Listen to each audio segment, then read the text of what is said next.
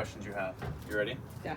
All right, so we have a lot of peanut butter on the boat. Oh my gosh, yeah.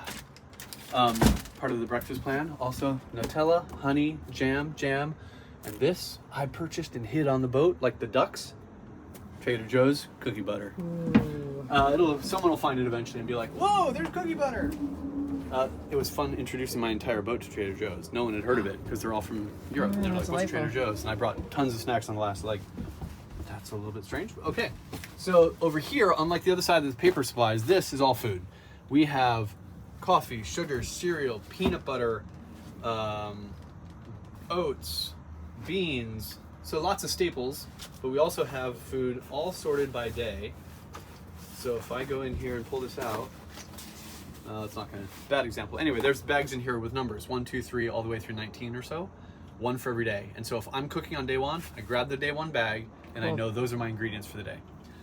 And I supplement it with fresh vegetables and fresh fruit, which we should be loading the boat tomorrow. No scurvy on this boat. No scurvy on this boat. Try not to trip over more paper supplies coming in here. Here is the sail locker, in which, whoa, yeah, it's warm in here, where we keep 10 of our 11 sails. One sail is always kept on the mast and the boom. The other 10 sails are in here. We have 3 spinnakers, 3 Yankees, a staysail, a wind seeker, which is very similar to a spinnaker, but for when it's really light wind. And then we have 3 sails specifically designed for use when it's just crazy stormy outside. Really small, bright orange, so we are easy to see. And we've never used them because it's never gotten that rough, but it could happen on this leg. And so, like I said, if they need a sail, someone will come down here, open this hatch from below. Not the way I just did. What the heck? Nope. There we go.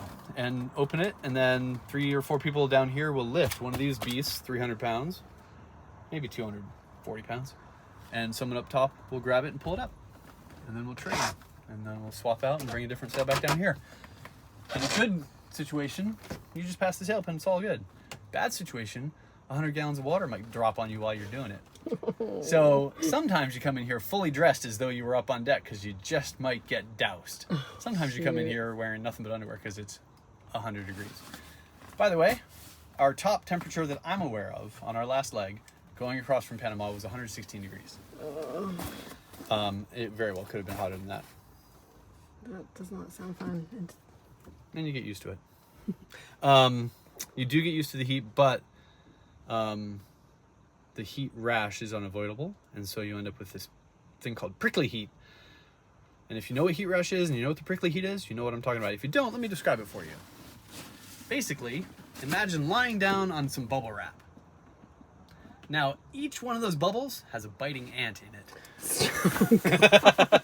And to think you paid money to I do did. this. We paid money for this. So now, on that topic, I learned a term a while ago, forgot about it, learned it again today. There are at least 2 types of fun. There's a fun scale that people have come up with somewhere. Type 1 fun, you're at an amusement park, you're having a good time. You're playing board games with some friends. You're out at a comedy night, you're just laughing. You're having fun in the moment. Great. Fun. Type 1 fun.